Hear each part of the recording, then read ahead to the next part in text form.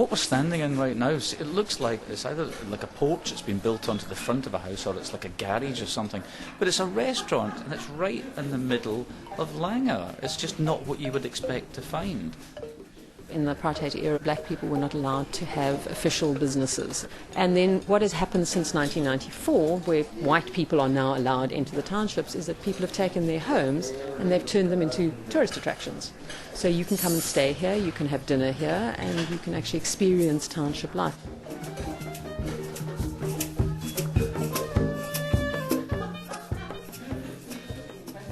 I've come to listen to Abavuki, who often play here.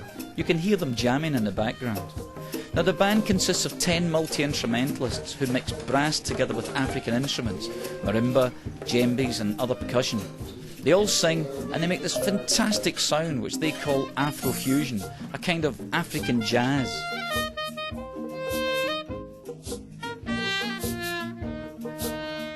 Beverly, the band have chosen to use traditional African instruments as opposed to modern hip-hop sounds and computer-based music.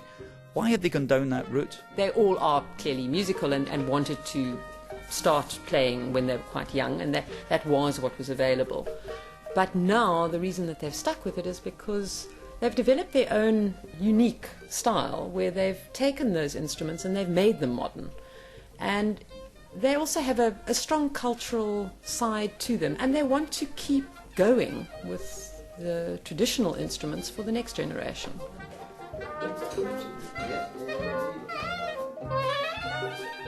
Watching what's going on there, I don't want to keep harking it back to me, but it's very similar to what I did. You know, I was more interested in getting together with other people with guitars and trying to learn how to play the instrument and things. That's what they've spent the last 8-9 years doing. That has kept them out of trouble, and that's the result. What you've just heard is just fantastic.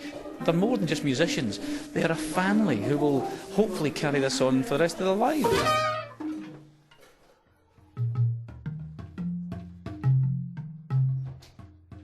I'm standing here with my sticky little hands round a pair of mallets, desperate to try this marimba. I've never played one before. I've got Mio here, who's going to talk me through the instrumentation.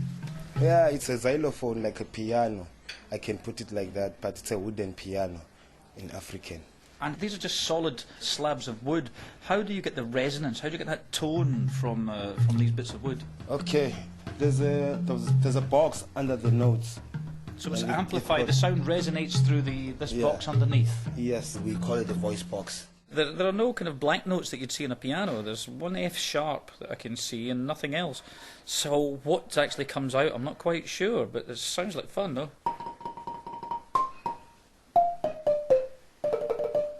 I'm getting chords, I can do... That's about it. I can give you a bit of Band-Aid.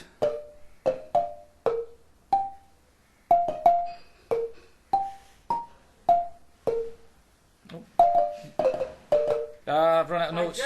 Run out of notes. Beverly, the thing that jumps out to me is the fact that because these marimbas are in a fixed key, which is the key of G, and that there doesn't seem to be any black notes anywhere to give you majors and minors, it must make doing interpretations of the Motown tunes incredibly difficult. Very much so. We actually had to eliminate a number of the suggested tracks for that very reason. People kept saying, just transpose it, but there are no notes. So the ones that we could transpose, they're on the album. The only boy who would ever reach me was the son of a preacher man. The only boy who would ever reach me was the son of a preacher man. A young talent from Johannesburg, Noma Mbeki, sings female lead vocals on the Africa Got Soul album. I asked her what she thought of the results.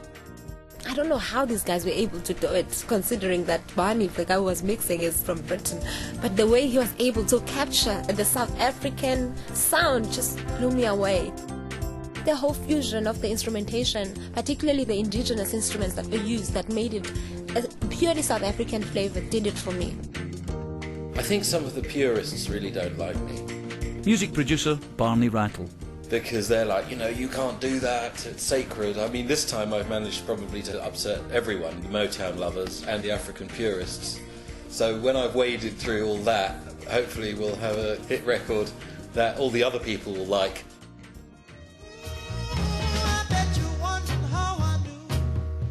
Motown is 50 this year. It's a musical genre which takes its name from the record label Motown Records, originally based in Detroit, Michigan. Motown played an important role in the racial integration of popular music. It was the first record label owned by an African American to primarily feature African American artists.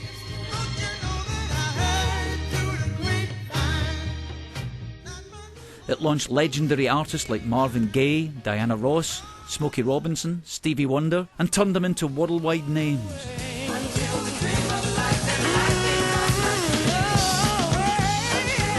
Motown based its sound on what originally came from Africa. You know, slave music, gospel, blues, jazz, you know, all of that stuff. And it's interesting to see that it's actually gone full circle. Now we've got African-orientated artists, where it all started in the first place, going back to America to glean something from them. But then, I suppose that's what music's all about. If you're inspired by something that someone else is doing on the other side of the world, or from 50 years ago, you take elements of it and you turn it into something new. Oh, welcome to Mama Africa. I hope you enjoy yourself.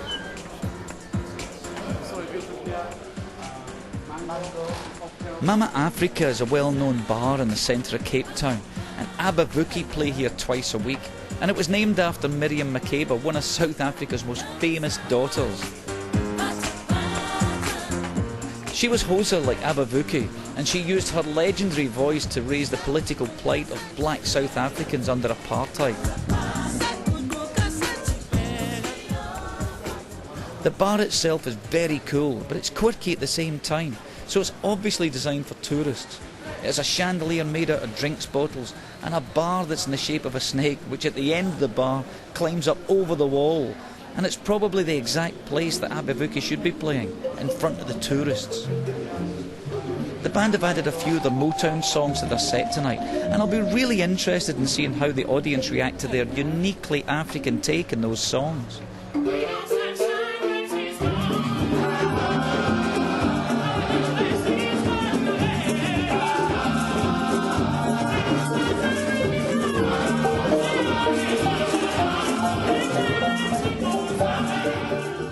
Sunshine was fantastic. It's one of my favourite songs anyway, but to hear it played that way, it's really good. It's got the drive of the Motown, but it has the African feel, which gives it more of a rhythmic pulse. Songs from the Township, isn't it? You know, which is, well, it's the songs of Africa, and I think it's absolutely brilliant. Love it.